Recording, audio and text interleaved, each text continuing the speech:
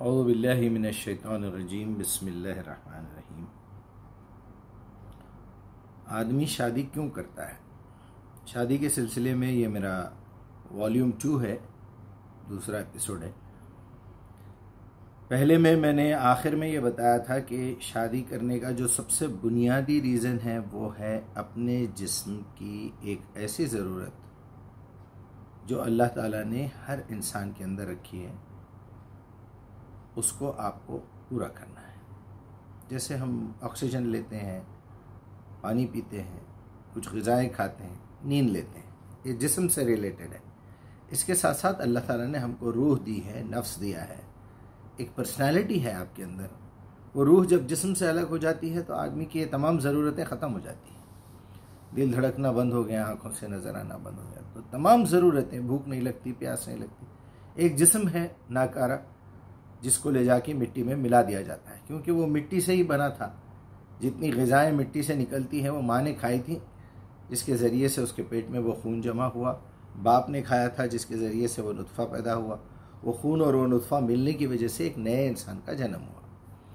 और वो बिल्कुल उसी तरह माँ के दूध से, माँ कुछ ग़िज़ाएँ खाती है, वो दूध में ट्रांसफ़र होता है, फिर बच्चे को मिलता है, फिर आहिस्ता आहिस्ता वो ख़ुद ग़िज़ाएँ खाने लगता है।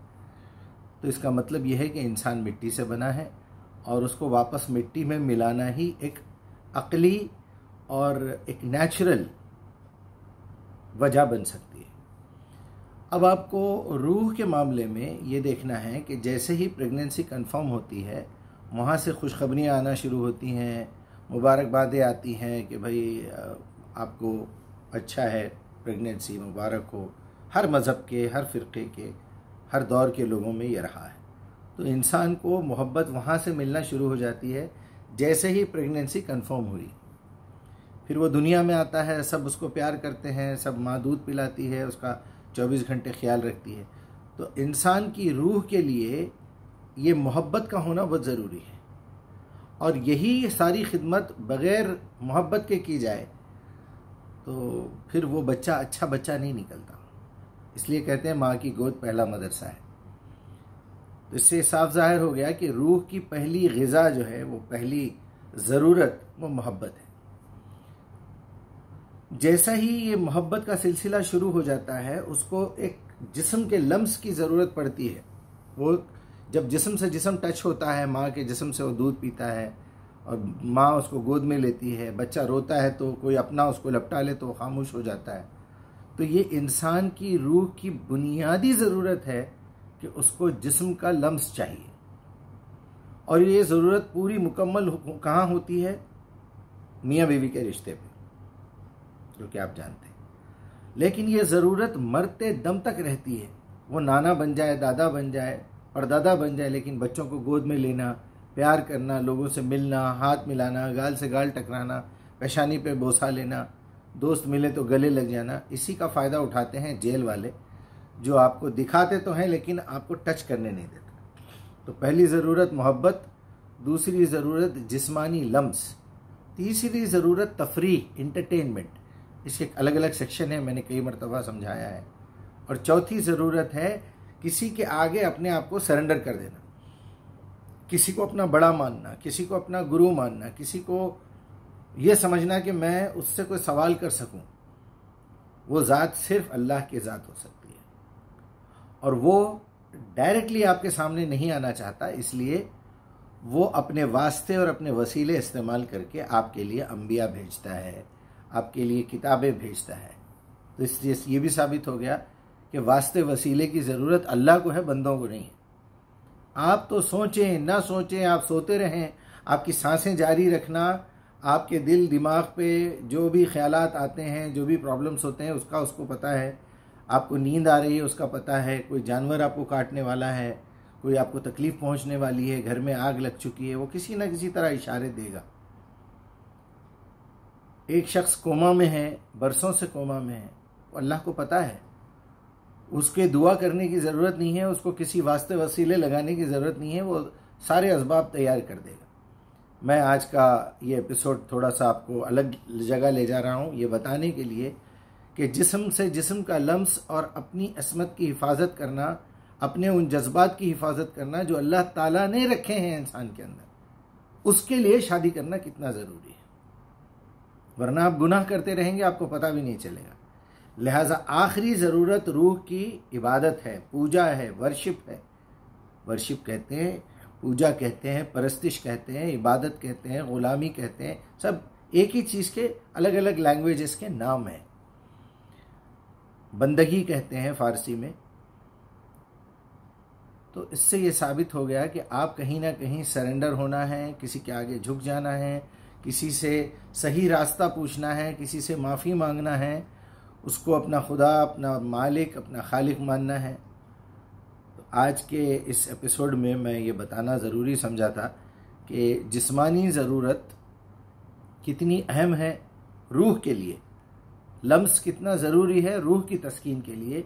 जो लोग शादी नहीं करते या लेट करते हैं या अपने शराइत की वजह से उसका डिले कर देते हैं, ये बहुत बड़ा गुनाह कर रहे हैं। आपके ख़यालात में अगर कोई गुनाह हो रहा है या आपकी ज़िंदगी में कोई आप गलत उसमें मुब्तला हैं, तो फ़ौरन उससे बच जाइए। ये बहुत बड़ा गुनाह है, इसका हिसाब होने वाला है। सूरह बनी इसराइल में 17 नंबर की सूरत है और 36 नंबर की आयत में, 36वीं आयत में अल्लाह सुब्हानहू तआला ने कहा कि ला तक़फ़ू मा लैसा लका बिही इल्म इन्न सम्अ वल बसरा वल फ़वादा कुल्लु उलाइका काना अन्हु मसऊला। देखो, किसी चीज़ के ऊपर अटक मत जाओ, किसी चीज़ की ज़िद में मत पड़ो, किसी चीज़ को मत बोलो, मत सुनो, मत देखो, मत मानो। ला तक़फ़ू का मतलब है किसी चीज़ पे अड़ जाना। ला तक़फ़ू मा लैसा लका बिही इल्म, इसके पीछे तुमको कोई नॉलेज नहीं है, तुम जहालत में अटके हुए हैं अपनी ज़िद में।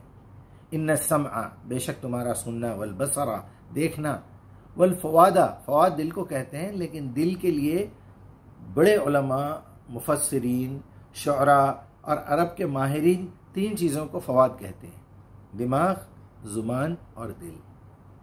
फ़वादा, क्योंकि दिमाग से ही या ज़ुबान से, दिमाग से बात दिल तक पहुंचती है, फिर वो दिल से मानना वो चीज़ को, और ये तमाम सेंसेस को यूज़ करना। इन्न सम्अ वल बसरा वल फ़वादा कुल्लु उलाइका काना अन्हु मसऊला। बेशक इन तमाम चीज़ों का तुमसे सवाल किया जाएगा कि तुम एक एक सेकंड का हिसाब दो, क्या तुम क्या करते रहे, क्या सोचते रहे, क्या देखते रहे, क्या बोलते रहे, क्या मानते रहे, किस बात को मानते रहे। तो जो आजकल जनरेशन शादी को, मैं पहले सेटल हो जाऊंगा फिर शादी करूंगा, मैं माली तौर पे बहुत गरीब हूँ, हमारे पास हमारे रसूल की, हमारे नबी की ज़िंदगी की मिसाल तो बिल्कुल उल्टी मिलती है। किसी ने आके कहा, अल्लाह करे वाक़या सच्चा हो, कि या रसूलल्लाह मैं जो है काफ़ी गरीब हूँ, बड़ी तकलीफ़ों में गुजर रही है। तो आपने पूछा शादी की तुमने? यही हालत में मैं शादी कैसे करूँ? बोले शादी करो। उन्होंने शादी कर ली। फिर कुछ दिन बाद मिले, बोले हाँ अल्हम्दुलिल्लाह ठीक है, लेकिन हालात अभी भी कुछ बस जहाँ को वहाँ है, जैसे कि वैसे। अच्छा एक और करो, फिर एक और करो, फिर एक और करो। 4 शादियाँ उनकी करवा दी। फिर पूछा आप काम क्या करते हो? तो तब तक नहीं पूछे तुम काम क्या करते हो। उन्होंने कहा कि मैं जंगल से लकड़ी लाता हूँ। बोले कल से अपनी बीवियों को भी साथ ले जाना। इससे ये भी साबित हो गया कि आप अपनी बेगम के साथ मिलकर काम कर सकते हैं। ज़रूरी नहीं उसको बेपर्दा करें या ये करें, आप अपने साथ काम पे रखें। उनसे भी नॉलेज का कोई काम लें, कुरान की दावत में काम लें, लिखने में, पढ़ने में काम लें। सिलवाई का काम है, डेंटिस्ट का काम है, गायनेकोलॉजिस्ट का काम है, और तालीम देने का काम है, बायोलॉजी पढ़ाने का काम है। तो ये लेडीज़ टीचर होना ज़रूरी है ताकि हमारी आने वाली जनरेशन की बच्चियों को भी वो पढ़ाए।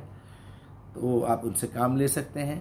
तो पहली ज़रूरत है जिस्मानी लम्स शादी करने की। दूसरे ये है कि आप ये चाहते हैं कि मेरी नस्ल भी आगे बढ़े, तो औलाद के लिए बंदा शादी करता है। और तीसरी हकीकत ये है कि उसको किसी का साथ चाहिए, किसी की खिदमत चाहिए। उसको लगे कि भाई बेशक खाना काम वाली बनाए लेकिन परोसे मेरी बीवी, बेशक कपड़े धोए इस्त्री करे नौकरानी, लेकिन मुझे अलमारी से निकाल के दे मेरी बीवी। बेशक चाय बनाए नौकरानी और बीवी जो है मेरी। इसके साथ साथ औरत की रिक्वायरमेंट ये है कि उसको एक शेल्टर चाहिए, उसको पैसे कमाने का टेंशन ना हो। मेरे मियाँ हैं, जो कुछ भी करें वो करके लाके मेरी ज़रूरत पूरी करते हैं। ये बैलेंसिंग है। ये तीसरा सबब है शादी करने का। और चौथा सबब है मोहब्बत, दोनों को एक दूसरे से मोहब्बत हो, और मोहब्बत की बुनियाद इज़्ज़त है। इज़्ज़त पैदा होती है औसाफ से, क्वालिटी से, सच्चाई से, अमानतदारी से, मेहनत से, सख्त मेहनत से। इधर शौहर अपनी सख्त मेहनत करे, उधर बीवी अपनी सख्त मेहनत करे, ये इसके साथ वफ़ादार हो, वो उसके साथ वफ़ादार हो, अक्ल इस्तेमाल करे अपनी, कोई छोटी सी बात की नाचाकी हो, वक्तिया अगर कोई बात आपको समझ में नहीं आ रही हो तो उससे कहें कि भाई थोड़ा सा मुझे टाइम दीजिए। इनकार भी ना करे, इकरार भी ना करे, आपकी समझ में नहीं आ रहा है, बोलिए इस वक्त तो मुझे समझ में नहीं आ रहा, थोड़ा सा वक्त दीजिए। नहीं, ऐसे हो ही नहीं सकता, ऐसे मत कीजिए। या फिर अगर आपके पास इतना पावर है तो फिर दलील पेश कीजिए, बोलिए देखो कुरान में ये लिखा हुआ है, ऐसा हो ही नहीं सकता कि तुम जो है कपड़े उतार के बाहर निकल रहे हो। ये तुम्हारी अक्ल भी गवाही नहीं देगी, ना अल्लाह की किताब गवाही देगी, ना अल्लाह के रसूल इजाज़त देंगे, ना तारीख़ में ऐसे कभी हुआ, ना मेरे घर वालों ने ऐसा कोई काम किया, ना तुम्हारे घर वालों ने किया। तुम बरहना हो के कपड़े उतार के बाहर जा रही हो, तो बेपर्दा फिरने और जिस्म की नुमाइश करने वालों का वही हाल है। आप चाहे कपड़े पहन के अपने जिस्म का इजहार करें या कपड़े उतार के करें, बल्कि कपड़े उतार के करेंगे तो कोई देखेगा भी नहीं आपकी तरफ। कपड़े पहन के उसके बाद अपने फिगर्स दिखाती फिरें तो ये तो बहुत, इसको अल्लाह ताला ने कुरान में कहा है कि अपनी जीनत के जो हिस्से हैं उसको ढांक के रखो, छुपा के रखो। अब लोग जो है इतनी एक्सट्रीम पे जाके दस्ताने भी पहन रहे हैं, वो पूरा ये, और आँखों के ऊपर भी काला पर्दा पड़ा हुआ है। अब मर्दों के दिमाग में एक तजस्सुस है कि आखिर इसके पीछे क्या होगा। अल्लाह ताला ने उसका भी इंतज़ाम कर दिया। इतना चेहरा तुम दिखा सकती हो, इतने हाथ दिखा सकती हो, जो कि उम्रे में, हज में इजाज़त है, आप उसको बेस बना लीजिए। अपनी नज़रों की हिफाजत कीजिए। वो पलकों के अंदर ये सब लगाना, खैर मैं दूसरी डिटेल में जाना नहीं चाहता, अल्लाह ताला आप लोगों की मदद फरमाए। तो शादी करने के ये 4 असबाब हैं। पहला जो है जिस्मानी सुकून, आपकी असमत और आपकी इज़्ज़त, आपकी शर्मगाह की हिफाजत के लिए आप शादी करें, टाइम वेस्ट ना करें। और दूसरी ज़रूरत यह है कि आपको जिस्मानी लम्स जो है, ये तो इंसान की है, बच्चे पैदा हों, आपके बच्चे पैदा करने के मकसद से आप शादी करें, निभाने के मकसद से करें और ख़िदमत के लिए करें। उसको वहाँ पर सेफ्टी चाहिए, आपको खिदमत चाहिए। और चौथी चीज़ ये है कि मोहब्बत हो आपस में, और मोहब्बत में अमानत हो। अगर आप दूसरी शादी भी करना चाहते हैं तो आप उससे डिस्कस करें, और आप साफ साफ बोल दें कि अगर आपको रहना है तो रहिए मेरे साथ, वरना मुझे दूसरी शादी की ज़रूरत पड़ रही है। कभी मेरी अपनी ज़रूरत पूरी करने के लिए जो आपसे पूरी नहीं हो रही है, या फिर मुझे और किसी की मदद करना है। वो आपके ही ख़ानदान की एक लड़की है, बेवा हो चुकी है, तलाक हो चुका है उसका, वो आवारा हो जाएगी, इस तरह बाहर रहेगी, अकेली रहेगी, तो वो जॉब करने के बहाने बाहर जा रही है, 10 लोगों की उस पर बुरी नज़र पड़ रही है, या मेरे ख़ानदान में है या मेरे जानने वालों में है, और अल्लाह ने मुझे इतनी इस्तिताअत दी है कि मैं मेंटली उसको मेंटेन कर सकता हूँ।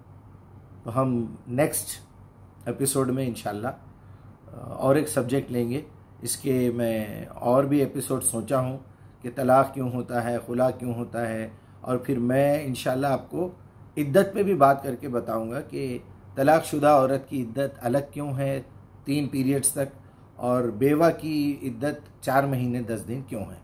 मुझे कमेंट्स में लिखिए, बताइए, और इस सिलसिले में आपके कोई भी सवालात हों तो आप मुझे ज़रूर बताइए।